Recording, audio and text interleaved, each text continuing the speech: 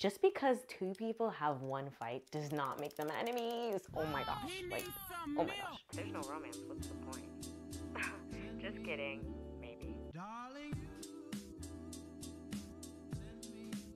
Yo, it's Anne, aka Antagonist. Because I have too much time on my hands, I've decided to do an unnecessary but fun deep dive into the enemies to lovers trope. We'll be exploring the history, the different types and subcategories, and the criticisms of the trope. And by the end of the video, I'll be going into some of my book, TV, and movie recommendations. This is part 1 of Romance Trope Thursdays, a series on my channel where I explore a different romance trope in each video. So like, comment, subscribe, and stay tuned. Let's get into it. So what do you recommend to encourage affection? Dancing. Even if one's partner is barely tolerable. It's really difficult to trace the origin of enemies to lovers. It's just been around since the dawn of time. Even Shakespeare famously dipped his toes in the enemies to lovers waters with Much Ado About Nothing. But many consider the mother of all mothers of the trope to be Miss Jane Austen, who shook everybody in their little corsets in 1813 with the famous novel Pride and Prejudice. In Pride and Prejudice, Miss Elizabeth Bennet is immediately turned off by the rich and brooding Mr. Darcy because she catches him talking smack about her. And then he essentially cockblocks her sister and allegedly ruined the life of a Mr. Wickham. So things aren't looking too good for Darcy and Elizabeth. But eventually, Miss Jane Austen was ahead of the other literary girlies because she allowed her female characters agency that often was not given to women at the time, which allowed her to explore more complex emotions like hate and more interesting character dynamics in her novels. Now, enemies to lovers is arguably the most popular romantic trope, and it's almost synonymous with the romantic comedy genre. The trope was popularized on Tumblr and was set aflame again by TikTok, but we'll talk more about that later. Diana, could you please tell Gilbert Blythe that I don't need his help? Why don't you just tell me yourself? I'm right here. I suppose I just did. Let's go over the classifications. We have 3 different groups. Starting with the first one, we have internal versus external, which has everything to do with hate, what started it all. Internal enemies have personal feelings of hatred towards one another, and their journey from enemies to lovers is based completely on an internal realization or shift. So think Elizabeth and Darcy. Elizabeth has personal feelings of hatred towards Darcy because of his general demeanor and somewhat unlikable personality. Versus external enemies have feelings of hatred towards each other based on external factors or circumstances, like their parents have beef, they belong to rival gangs, etc., etc. I put Katniss and Peeta here. This is more explored in the Hunger Games novels, but Katniss hates Peeta for a moment because she thinks he joined the careers and is trying to kill her. And she's like, he got a gout. But internally, she doesn't really hate Peeta. She's like, yeah, this man makes bread. Like, that's pretty cool. In the next category, we have mutual versus one-sided. This is pretty self-explanatory. Either the hatred is mutual between both parties. So think Nina and Matthias from the Six of Crows books or the Shadow and Bone series. Matthias hates Nina because he's a witch hunter and he thinks that all Grisha are witches. And she hates him because he's a bigot. Versus one-sided is when one character has feelings of hatred towards the other and the other person is either indifferent or secretly in love with them. 99% of the time, in the heteronormative sense, it's the female character who hates the male character and he's secretly been pining after her since the dawn of time. And for the last category, we have UST versus legit. So this has to do with the reason behind the hatred. UST stands for unresolved sexual tension, meaning the hatred between the two characters is because they don't know how to deal with their attraction. Most characters don't know that the reason is UST. They believe it's legit, but oftentimes it's UST. Think Anthony and Kate from season 2 of Bridgerton. Especially on Kate's side, she thinks she hates Anthony for legit reasons, but come on, it's UST. It's because she has the hots for him. It's a classic case of Fanny Flutter's fueling frustration. What? Meanwhile, legit is when the reason behind the hatred is legitimate, like they're a bad guy and they do bad things. Now, one could confuse this category with internal-external, but you have to think about it as reason versus cause. Let's take Elizabeth and Darcy and Kate and Anthony as an example. Both Kate and Elizabeth have internal hatred for their male love interest because they caught them talking smack, which is the same cause for the hatred, but the reason is different. I would say Elizabeth's reason is pretty legitimate. Darcy basically called her ugly and poor, so that's pretty legit. He certainly has a way with words. But Kate just overheard Anthony talking about how he doesn't want love, and okay, you know, a little misogyny, but it was soft. It was soft misogyny, especially for the Regency era. So for her to hate a man in the 1800s because he doesn't want to marry for love, okay, doesn't really make any sense. So the only explanation is UST. Get in there and bust up her date. Show her you care. Ruin her night. You really have a unique take on love. Even within enemies to lovers, there are 3 distinct subcategories. First subcategory, rivals to lovers, which is when a romance brews between 2 people who are rivals in a competition or who are aiming for the same goal and see each other as a threat. The second subcategory that I like to call is enemies to lovers, which is the type of life-threatening, I want to kill you, knife to throat type of enemies to lovers. This is more popular in fantasy where you would actually have enemies like that. And then the last subcategory is hate to love, which is when both characters hate each other, could be based on events or personality differences, and then they become lovers, which is most popular in the contemporary sense. Are the young ladies of London truly so easily won by a pleasing smile and absolutely nothing more? So you find my smile pleasing?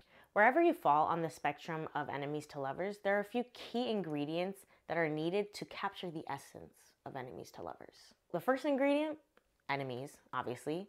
You want this part to be believable and make sense because you'll lose your audience very easily if they're not convinced of this animosity between the characters. The second ingredient, tension. It's literally the whole point of why we're here. Give us the spice, give us the fun and games, give us the antics. The third ingredient is the transition, as in the transition from hate to love. Personally, this is my favorite part. Bonus points if you have the characters screaming, crying, and throwing up at the realization that they're in love with their enemy. And then fourth is lovers. You honestly believe you were happier before you met me than you are now? Hell yes! I mean, how do you think it feels to be attracted to someone that makes you sick? I could write a book on this subject. Enemies to lovers hasn't evaded its fair share of criticism. One of the most popular critiques of the trope is that it's toxic. People believe that it promotes and glorifies unhealthy, somewhat toxic behavior between lovers and characters. And that is a fair criticism. Often during the enemies part of enemies to lovers, characters will do terrible, some would say unforgivable things towards each other, and those same actions are then glossed over, or even worse, romanticized later on. Like, if we're being real, most of these enemies to lovers couples wouldn't make it in real life. A second critique is that it's juvenile and somewhat unrealistic. I mean, how many of you guys can actually say that you have an enemy? Probably because you're grown and you know how to engage in basic conflict resolution.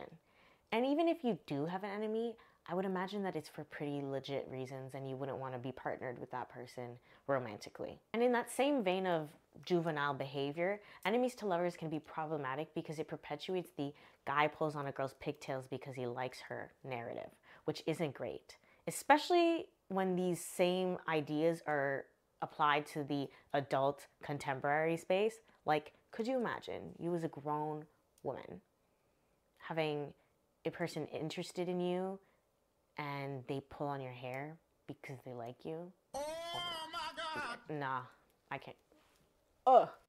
Must you always? You are the one insisting. Wait, this is you compromising. Oh, good night, my lord. Can you ever just agree? I've talked about how enemies to lovers is arguably the most popular romance trope, but it's also the most debated. If you've been a fan of enemies to lovers for a while now, you'll know that there's always been a debate on what counts as enemies to lovers. And after some time in the enemies to lovers trenches, I've come to the consensus that there is no consensus in the enemies to lovers fandom. Everybody has their own definition of what counts as enemies to lovers. Some believe that the hatred has to be mutual between the characters to count as enemies to lovers. Other people believe if the characters aren't literally holding knives to each other's throats, they're not enemies to lovers. And while I disagree with that, I think it's too narrow of a definition, I understand why some fans feel the need for a little gatekeeping when it comes to the enemies to lovers trope. Like I mentioned, Tumblr popularized the term, but TikTok set enemies to lovers on fire. The obsession with enemies to lovers is rampant, and even more casual fans have joined in, which is cool, like more people for the party. But like many things, consumerism and capitalism has to ruin the fun. Because of TikTok, I've noticed now more than ever a phenomenon I like to call enemies to lovers catfishing, which is when perfectly good stories are falsely advertised as enemies to lovers in order to catch more appeal. Growing up, I don't remember enemies to lovers being used as a marketing tool. In fact, it was more of a label used amongst fans to categorize their tastes and preferences. But now you can find hashtag rivals to lovers on the cover of a traditionally published book. Like, production companies and publishers will take any chance they get to claim enemies to lovers. Was she not smiling when they first met? Enemies. I think they disagreed on what pizza topping to get. Enemies. Kinda just don't like his shirt. Enemies! We're gonna play a game called Catfish or Nah. I'm gonna name a few movies or books that were advertised as enemies to lovers, and then we'll decide if that's a catfish or not. This is not a knock on the story or movie itself or the author or producer or writer. Often they don't really have a say when it comes to the marketing. I'm just pointing out the catfish. And I want y'all to play along in the comments because it's fun. First, Book Lovers by Emily Henry, which was advertised as rivals to lovers. Literally, two rivals, one summer on the cover of the book. Catfish. They were not competing over anything. In fact, they had two different jobs. He was an editor, she was a literary agent, so I don't see where the competition is coming from. And aside from that, I wouldn't even say they even got hate to love because they met one time. They were both kind of grumpy when they met, and she was like, I don't really want to work with that guy. And then they never worked together, ever, until they meet each other that one summer, and they hit it off immediately, like sparks fly immediately. So rivals where? Rivals where? Second is The Hating Game by Sally Thorne, which is described as a hate to love or enemies to lovers in general. And I would say that is accurate. They definitely touch on the rivals to lovers because they're literally competing to get the same promotion. And definitely the hate to love, as in, you know, they be picking on each other, she hates him. Did I love the fact that Josh was in love with her the whole time but proceeded to just make fun of her instead of, you know, asking her out? No. Like, how are you going to paint the walls of your room the color of her eyes? But, oh, I dare not smile at her. Like, what? But I had a good time anyways. Now we have 10 Things I Hate About You. Now, full disclaimer, I was probably like 2 when this film came out, so I was not around for the advertising, but it's often put on enemies to lovers lists and referred to as enemies to lovers. And I'm here to say that's a lie. Hear me out, hear me out, hear me out. I don't think it's hate to love if you hate everyone. That's giving I hate everyone but you. When they first met, I wouldn't say she hates him, she just like is skeptical of him and giving him a hard time. Because duh, if a random man was trying to get to know me, I would also be skeptical. Especially in high school. Bruh, it's always a prank. It's always a prank. I mean, She's All That started that way. She was skeptical of old boy, Freddie Prinze Jr., because you've never talked to me before, why you want to talk to me now? Like, that's just healthy behavior if you ask me. She pretty much is into him as soon as the party starts. She wanted to kiss him, so I don't really see the enemies that y'all are talking about. She doesn't hate him. She never did. In fact, she was just skeptical of him. I wouldn't call She's All That enemies to lovers, and I would also not call 10 Things I Hate About You. Sorry. The proposal. Yes. Yes. He does hate her. He thinks she's a witch. And, well, not literally, but he thinks she's the most annoying, worst thing to happen. On Margaret's side, Sandra Bullock's character, she's more indifferent. But he, homeboy Andrew, did actually hate her. So that's why that counts as enemies to lovers. With hate to love. Last one is When Harry Met Sally. Y'all are so unserious with these lists. Just because two people have one fight does not make them enemies. Oh my gosh. They meet and disagree on the fundamental idea that men and women can be friends because, you know, Harry's like, the sex part gets in the way. And then he kind of hits on her, kind of doesn't. And she's like, ah, this is so rude. And then the next time they meet again, they're friends. So y'all are calling that hate to, I don't understand. The enemies part that you're supposedly talking about is 5 minutes of the whole movie. And then they spend the rest of the time being friends. You cannot trick me! You cannot trick me! If you guys have any other examples of enemies to lovers catfish, let me know in the comments below. I'll definitely tell you if I think the same. You have bewitched me, body and soul, and I love, and love, and love you.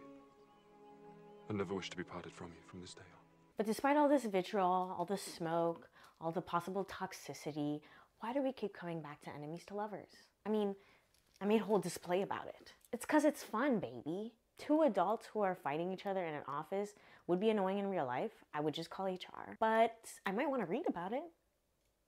I definitely want to see it. It could be cute. I'm allowed to want to see things that are unrealistic in fiction. What a thought. Enemies to lovers is often done wrong. Often. So often. Like, all the time. But when it's done right, it's some of my most favorite fiction out there. And also there's something almost beautiful about two people seeing each other at their worst, seeing all their flaws, and despite all that, choosing to love each other anyways. On to the recommendations. I lost you. Shut up, shut up. What did you make you come to this stupid place? Because you love it. So I love you. These recommendations are one for couples that I mess with hard, and two that I think properly exemplify enemies to lovers. So there may be some couples that you're thinking of that could fit into enemies to lovers, but I think they better exemplify another trope, and you'll likely catch them in another video. I'm gonna be going by the subcategories because it's easy. I'm trying to give movie, book, and TV recommendations. We shall see. And if I go through these and you're thinking, my fave isn't here, oh no, it's because I saw it and I didn't like it.